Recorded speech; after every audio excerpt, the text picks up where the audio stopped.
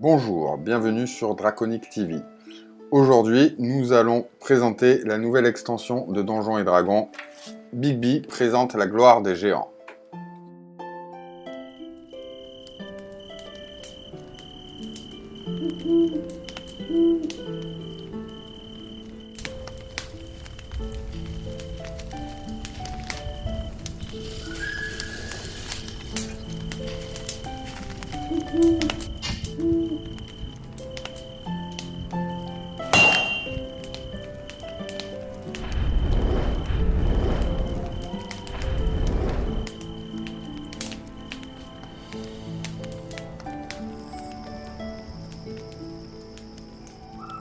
Cette extension est une extension contextuelle, un petit peu comme l'avait été le trésor draconique de Fizban.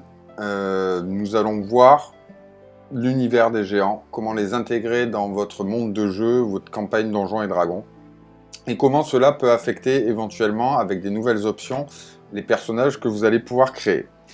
Alors, la première partie du volume se présente par justement ce qui va venir impacter les joueurs. On a une nouvelle spécialisation pour les barbares, la voix des géants, qui va permettre quelques petites capacités sympathiques, comme celle de pouvoir changer de taille, ou de pouvoir infliger des dégâts liés au type de géant choisi, acide, feu, froid. Ensuite, nous aurons deux historiques, qui vont venir compléter et apporter un don supplémentaire au personnage. Alors là, attention. D'habitude, les historiques n'offrent pas de dons. Là, ça sera le cas. Donc, prévoyez, si vous êtes dans une campagne, d'offrir un don supplémentaire à vos autres joueurs pour garder un certain équilibre. Premier historique, c'est une sorte de graveur de runes qui va pouvoir venir utiliser les runes des géants pour augmenter son pool de sorts. L'autre, c'est l'historique de Gigantin qui se veut un petit peu l'héritier d'une certaine ascendance gigantique et qui va lui permettre de changer le type de dégâts qu'il inflige. C'est sympathique sans trop être révolutionnaire et effectivement ça donne un petit côté exotique, c'est ce qu'on pouvait retrouver un petit peu dans le Fizban draconique. Donc on va avoir déjà toute une partie qui va nous expliquer vraiment comment est structurée l'organisation des géants. Quelles sont leurs différentes divinités, avec Anam, le dieu principal des géants, et ensuite toutes sortes de divinités un petit peu secondaires, mais qui vont pouvoir donner aussi cette petite couleur.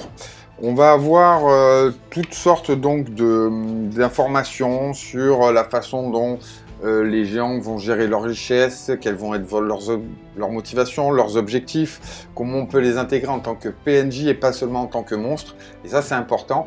Notamment si on veut créer toute une campagne, ou du moins un arc de campagne autour des géants, et les rendre beaucoup plus intéressants que de simples colosses capables de tout détruire sur leur passage. Donc on a vraiment cette partie qui est très intéressante. On va avoir toutes sortes d'informations assez intéressantes sur les géants du givre, les géants des nuages, les géants du feu, etc. Donc ça c'est la deuxième partie intéressante et qui moi m'a donné envie d'intégrer des géants dans une future campagne justement. Généralement c'était une race que j'utilisais beaucoup plus comme une menace importante, un défi à soulever, et on va revenir justement sur la partie bestiaire plus tard.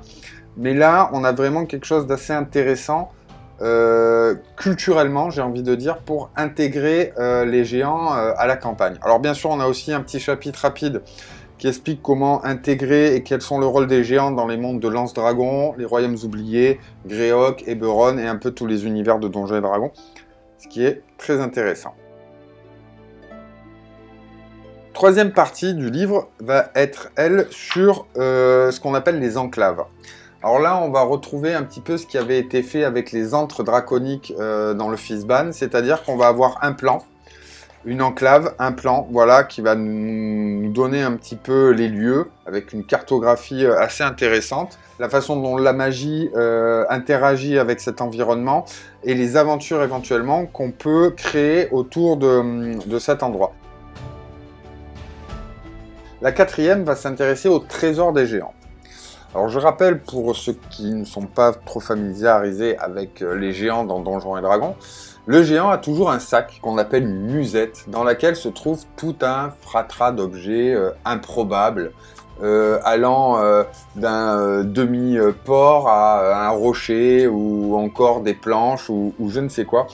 Et là, pour chaque type de géant, le chapitre commence comme ça, pour chaque type de géant, on va avoir la musette. C'est-à-dire que par exemple, là si je prends le géant des collines, j'ai une idée du contenu de son sac en pièces, que ce soit éventuellement même des gemmes ou autres, et derrière je vais avoir une table dans laquelle je vais pouvoir aller déterminer quelques objets qui se trouvent. Alors là par exemple, on peut rajouter 5 meules de fromage dans le sac du géant, des choses comme ça, ce qui donne un petit côté un petit peu sympathique et justement qui va permettre de renforcer le rôle du géant et le sortir un petit peu de ces cases faciles dans lesquelles on peut le ranger d'habitude.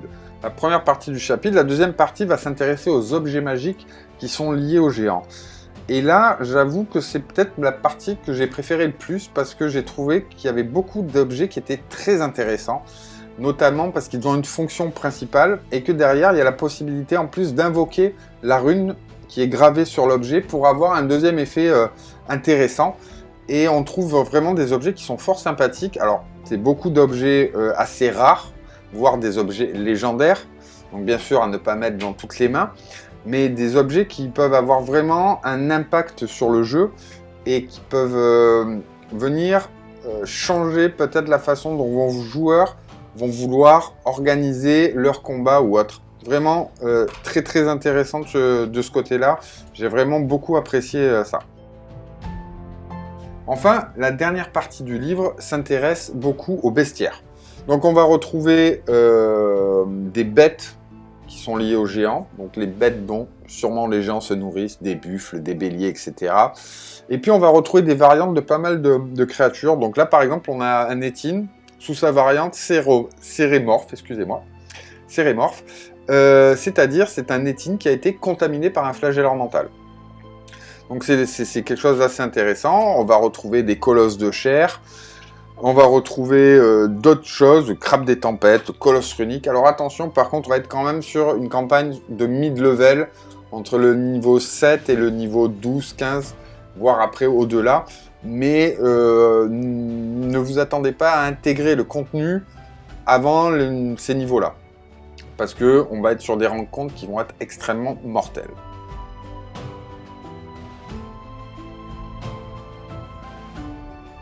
Pour moi, c'est un supplément contextuel qui est très intéressant. Il n'est pas indispensable, mais il est très intéressant car il permet de changer un petit peu la façon dont on voit les géants dans Donjons et Dragons et qui va permettre justement de venir créer des aventures un peu inédites, en tout cas pour ma part.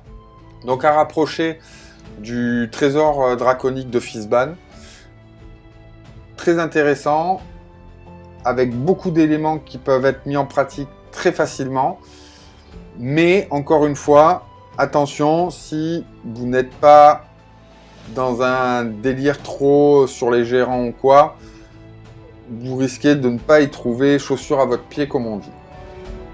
Je vous le conseille, bien sûr, et puis vous le retrouverez partout, dans les bons magasins, et bien sûr, chez notre partenaire, les Chevaliers du Drac.